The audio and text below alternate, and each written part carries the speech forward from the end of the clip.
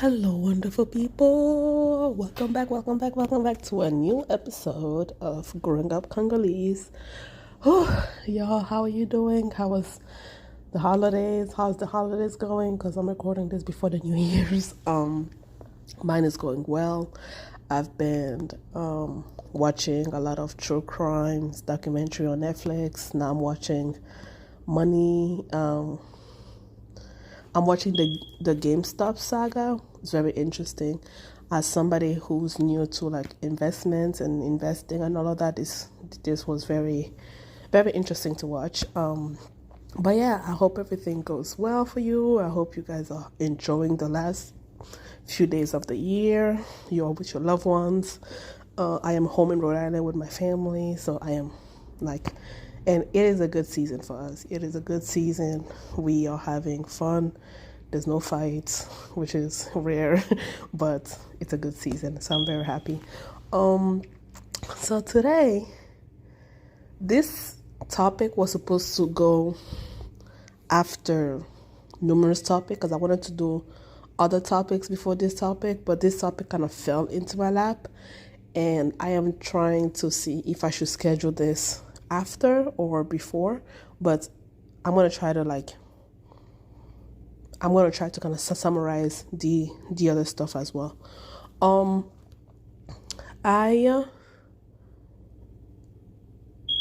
It's true that I am interested, or I became interested in the idea of identity after, my own experience being Congolese American, being like, I'm Congolese in America, but I'm American when I travel, just code switching, nationality switching, ethnic switching, and all of that I do on a daily basis and all of that.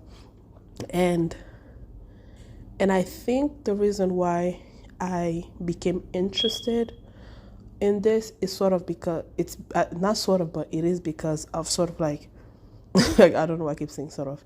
It is because in my personal experience, the West have an interesting game of identity politics and labelism, right? And if you listen to my episode on Congolese elections, you can kind of see how we are starting to do that at a very alarming rates, right? We call it tribalism, where it is detrimental. And since the West always like to tell Africans, their former colonies, like, in order for you to develop, in order for you to become as wealthy as we are, you need to be like us. This is the one topic where I'm like scared, because I'm like, if again colonization was successful because of identity division, right? Because how they use identity to divide and conquer. And if we're going back to this idea of like using which labels with ethnic group that you're from to vote, we're voting based on ethnicities and all of that, that is a dangerous thing to do, especially from a place that has already a lot of issues that is going on. And so in political science, we say that like religion is not why people fight, right? People are like, oh yeah, the religious war, they're fighting because no, it's like, it's the other stuff that came before the religion, right? So for example, if you and I were fighting for land, for example, right? You were taking over my land and, and I was not happy about that. I have already built an animosity towards you, right? And then when you add the differing of religion, so then you become a Muslim and I'm a Christian, and then it's like, oh no, now there's more reason to not like you, right? So I feel like we usually define the problem by like, oh, they're fighting because of the different religious group. And it's like, nah, they may have hated each other for other reasons before, right? So I'm just giving you that as an example. And this topic actually came about, I've always been I've always been interested in the label of American, Black American, African American.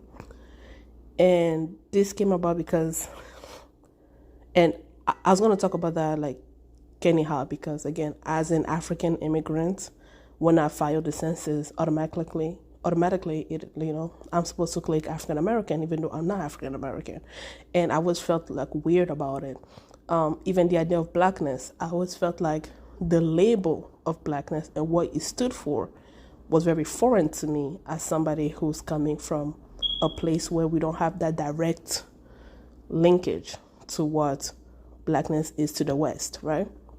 And so I was going to talk about this in depth with different subtopics, right? But I want to specifically talk about ethnicity and nationality, because this girl on TikTok, she's Congolese American. She's married to an African American, and she asked a question. She asked that her kids are a product of a Congolese woman and an African American man, right? But when she refers to her kids, when she's talking about her husband and stuff, she calls them American, and then she said that people will usually correct her and tell her like, no, you don't have to call them American, you should call them African American. And I read the comments and they were very interesting, right? Because as an immigrant who came to the United States, regardless of black or white, my first thought of people who lived in America was that they were Americans. I was an African immigrant coming to America where Americans lived. There was not this notion of you're Black American, you're Asian American, you're this and that. And I remember being in 10th grade, because that's what was the first time I took AP history. And I remember the books talked about like, oh yeah, the native African Americans and then the foreign African Americans. And I remember just the wording sounded weird to me, because I was just like, I'm a native African, right? And you are a foreign African. And I remember going like battling with my teacher, and we were like arguing about it. And he was like, no, he was telling me that I'm a foreign African, and the people who are from here, descendants of slaves, were native Africans. And now thinking about that conversation was like, then I remember like when we were going back and forth, we both stopped and we looked at each other and we realized the same thing at the same time. I was speaking from my positionality as somebody who was born and raised in Africa, right? So as somebody who's from the motherland, right? Right? I'm a native African. So if a Black American comes to Africa, they are foreign African, right? From my positionality, from my standpoint, right? And what my teacher was trying to explain to me was like, oh no, we are discussing this in the American context, right? And I think people will kind of like get upset with things without understanding the root of where somebody's coming from, right? Because neither of us are wrong. Neither of us are wrong. We're just depending on where we're talking from, right? Depending on which positionality that we're speaking from.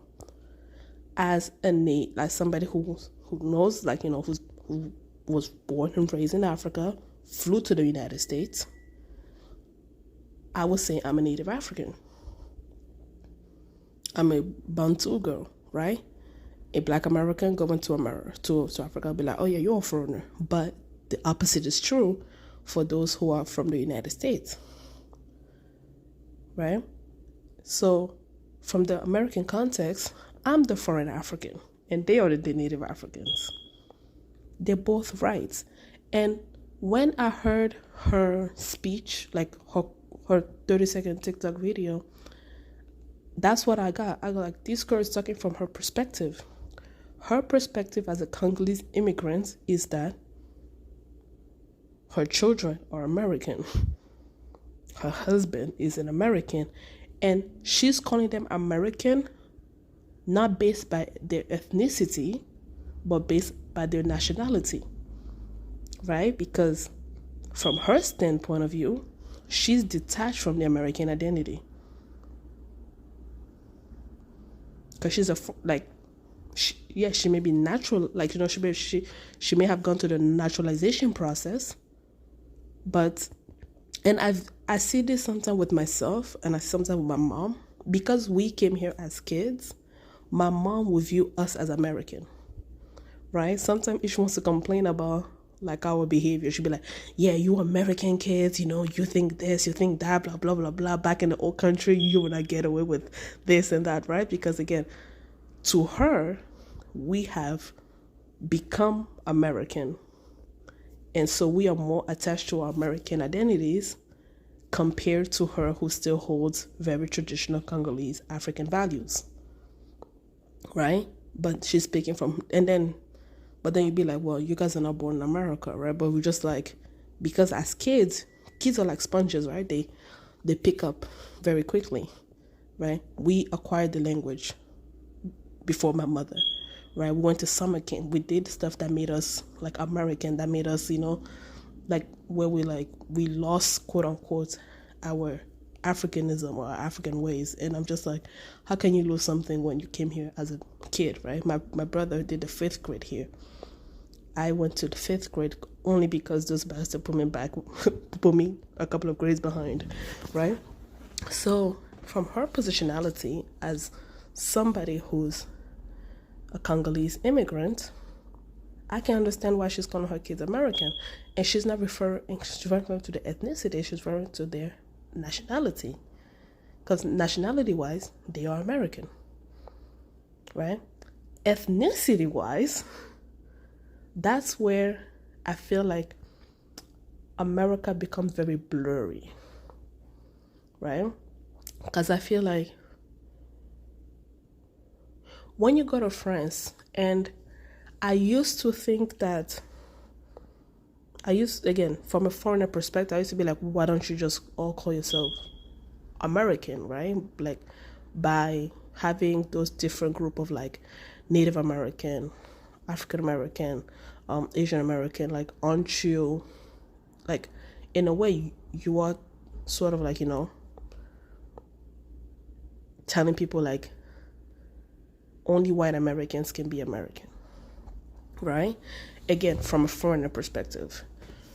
But it wasn't until I went to France I understood why it's important to do that, right? Because in France, if you're French, everyone is French, right? They don't have like, oh, black French, Asian French. No, everyone is French.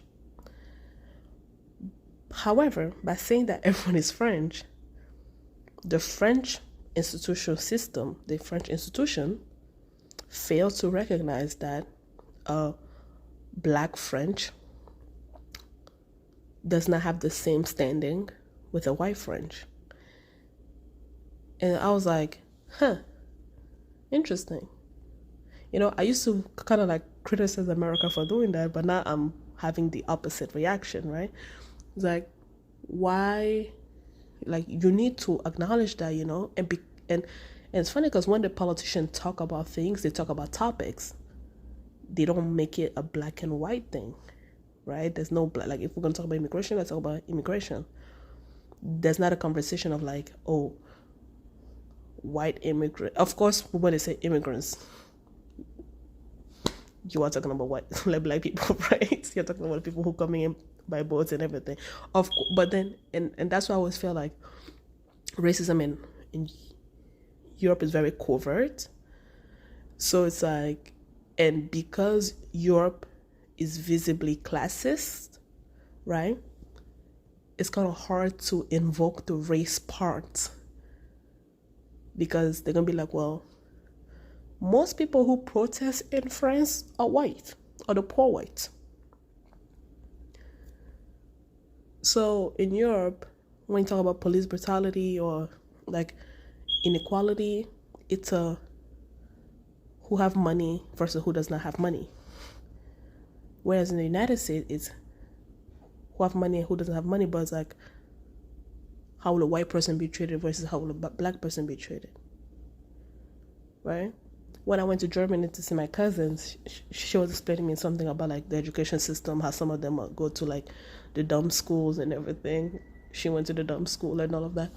And I remember being like, okay, and then looking at sort of like the people who end up in the dumb schools, or even in France, when I was like having a show with my family members, how sort of be like, oh yeah, because being from a single family household, like you are judged by the making of your family and everything, right? Because they'd be like, oh yeah, a single mother, that means the child's gonna end up doing this, that. So they were very surprised that my aunt, being a single mom, was raising a kid who was very like intelligent, and I'm just like, that's effed up, right?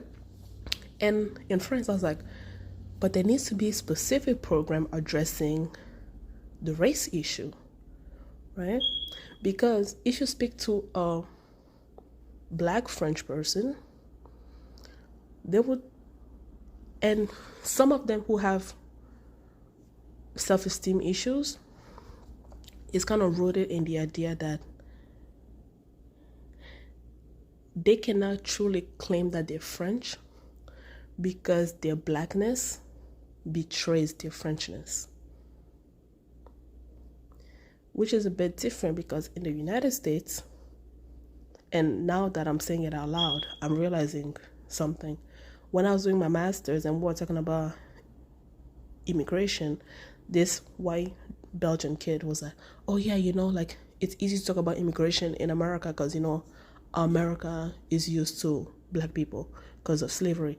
Now, that's a dumb comment to make and stuff like that, and he should have never used the idea of slavery as a reason for why it's easier to talk about immigration in the United States. But I'm understanding the spirit of what he meant, right? In America, anyone can be American. Let's put ethnic identities aside. Anyone can be American. But in places like France, Belgium, Germany, you become Belgian. Like you become. It's a system of becoming. Because again, America, you are born in America, you are American. You go by your objective identity, right? So American identity is usually objective. And then the ethnic part make it subjective, right? So nationality is objective in the United States. Whereas in France, nationality is subjective. Have you shown that you have become French? And I remember in my class on religion, politics, and law, we talked about how this woman was denied French citizenship because she was wearing a veil. She still possessed the mindset of her country of origin. So they denied her thing because over there, you have to become French. You have to think like a French. So if you think like the French, that means you are opposed to wearing a veil, stereotypical mindset, right? Then you don't have, you don't hold traditions that all the French deem archaic or backward, right? But in the United States, you're an American. American is an objective thing. You decide what to make of your Americanism. My American identity is composed of being an immigrant, being of Congolese descent, being first generation this, first generation that, being multilingual, being multicultural. That's the subjective American identity. Right? So we usually talk from our standpoint, right? And so what this girl, going back to the story, what this girl was talking about was her as a foreigner. From her perspective, her kids are American, her husband is an American. It doesn't mean she doesn't see that, she isn't, and I'm trying to explain what her mindset is because, I've experienced it, but it's like ethnic thing is a domestic thing, right? For example, if you meet me and I tell you I'm Congolese, that means, to you, that means I'm Congolese, right? That's my nationality. Whatever that, like, you just know I'm Congolese. But in the Congo, when I talk to Congolese people, I just can't tell them I'm Congolese. They will ask you, what's your ethnicity, right? Because domestically, being Congolese means nothing. It means nothing. That's an arbitrary identity. To a Congolese, they want to know if I'm Luba, Swahili, Kikongo, or what, right? So I feel like, people in the comments were like, yeah, no, you have to specify that they are African Americans because your husband's African Americans, blah, blah, blah, blah, because, American is usually reserved for white people because the media see white people as to being the only one to hold the American thing. Again, that's a domestic conversation. So now we're having now we're talking from two different contexts. She's talking from a foreigner context. Because again, from a foreigner context, I've had this. Coming to America, we're going to see Americans. And I think one of the reasons why I had so much trouble with Black Americans was because they did not understand the context in which I was coming from. To me, as a foreigner, you're an American. When I travel abroad, they view me as an American. I am treated as an American. Now, sometimes I subconsciously, because I'm in Europe, I subconsciously see myself as an African. But when people get stopped and frisked in Europe, and I'm literally walking there with like a Black person is being pulled away, my head is like, oh yeah, I don't have the profile of those people. And I'm like, you'll feel very stupid if you pull me aside and then I show my American passport, right? Because again, when they pull people away, it's because they kind of have the tendency that they may be West African, they don't have the papers and everything. If the police pull me, I'll pull my American passport, and trust me, they will feel like idiots.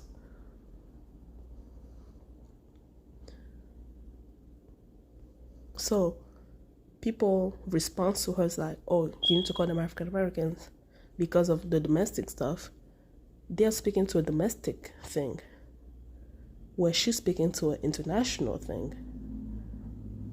And this reminded me of a conversation I had after I studied abroad. I remember telling my friend who was trying to study abroad, she's like, oh yeah, like I want to go connect with Black people from Europe and everything to talk about our struggles. I was like, hold up really quickly. When you go abroad, you are an American. Don't try to talk to these people as if you understand what they go through, because they will see you as an American, and your good intent will come as you being patronizing, as you're trying to patronize them. So understand your American privilege, because we may be going to similar things, but it's not the same. You can sympathize, but you cannot empathize. So hold on. That's why I had to learn to check my privilege when I talk about African issues, because I'm just like, yeah, don't ask me because I live here. I have to tread very lightly when I talk about African issues because, yeah, I have a foreigner mindset, right? Because to Africans who live daily in Africa, I'm a foreigner too. I can relate to certain things, but then I cannot relate. And I experienced that when I go to Fulbright conference and I meet other Africans, that they will enjoy that I know some cultural things, right? But then when they start talking about stuff that I don't know, I'm just be like, you know what? I grew up here, man. I can't help you with that. Does that make sense? Right? I remember in the last conference I went, the Nigerians, they will store food in the coffee mug and everything. And I was like, and then they were laughing, they're like, my sister. I'm like, I am not your sister in this one. Right?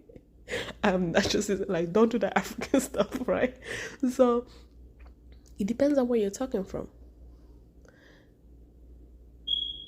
And ethnicity is a domestic thing, right? Whereas nationality is an international concept. I don't know, does that make sense? I'm gonna go beyond this topic and everything because there's going to be a lot of topics that will kind of relate to this idea of like ethnicity and identity, like in nationality. When I talk about like Meghan Markle, African American and African discourses and stuff. And so yeah, so I just hope this was, you know what, I think this was a good introduction to that. Stay tuned because we're going to have more interesting conversations later. Bye. Have a good one.